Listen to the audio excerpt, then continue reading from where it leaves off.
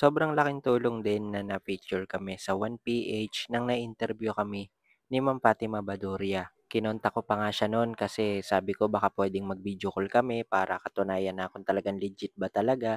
Tapos ayun, nung siya mismo yung nakausap namin ni mama, sobrang tuwa namin. Tapos nag-overthink na ako, inisip ko kung ano bang mangyayari. Kumbaga sa dami kasi ng pinagdaanan ko kung ano-ano yung tininda ko, nagtinda ako ng uling, ng burger, ng fries, ng fishball, ng coffee jelly, jelly flan, chili garlic, marami pa, eh. Nagtinda pa nga ako ng ano, yelo, tapos nire-repack ko 'yon sa maliliit na plastic. Bukod do'n, nagtinda rin ako ng mga ihaw-ihaw. Kahit na nung panahon na 'yun ay medyo malakas talaga yung ulan, nagpapa-order din ako ng mga silog tapos dini-deliver ko sa kung saan-saan.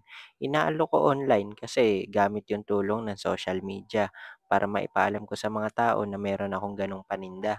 Hindi talaga naging madali yung mga pinagdaanan ko nun. Kasi habang nag-aalaga ako kay mama tsaka sa tita ko, nagpupunta ako ng palengke, gumigising ako ng maaga, iniintindi ko yung pagkain namin, yung paninda ko, inaasikaso ko. Siyempre, para naman kahit papaano hindi ko sila mapabayaan kahit na habang nagtitinda ako. Isang beses naranasan ko 24 hours akong gising. Kumbaga, iniisip ko na lang bahala na kung anong mangyari sa akin. Ang importante meron kaming kakainin, meron panggastos, pambili ng kung ano-anong kailangan namin, pambayad ng bills. Kaya naman nagpapasalamat talaga ako kay Lord kasi naraos ko 'yun lahat. Naraos ko na matapos lahat ng mga pagsubok na 'yun kahit na yung rep na kinuha ko na siyang hulugan ay hinuhulugan ko pa rin hanggang ngayon. Kumbaga part na rin ng pagsubok siguro yung mga bagay na naranasan ko sa pagnenegosyo. Siguro din kaya hindi ako naging successful kasi may ibang plano si Lord para sa akin. Na yun yung gagamitin kong way para pagdating ng araw kapag magnenegosyo ako ulit, ay hindi ko naman masasabing maging successful, kumbaga maging maayos at tumagal.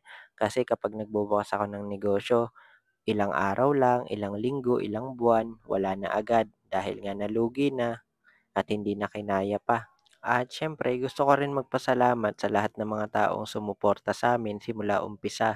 Yung panahong walang-wala talaga kami, yung kung saan-saan ako lumalapit para mangutang.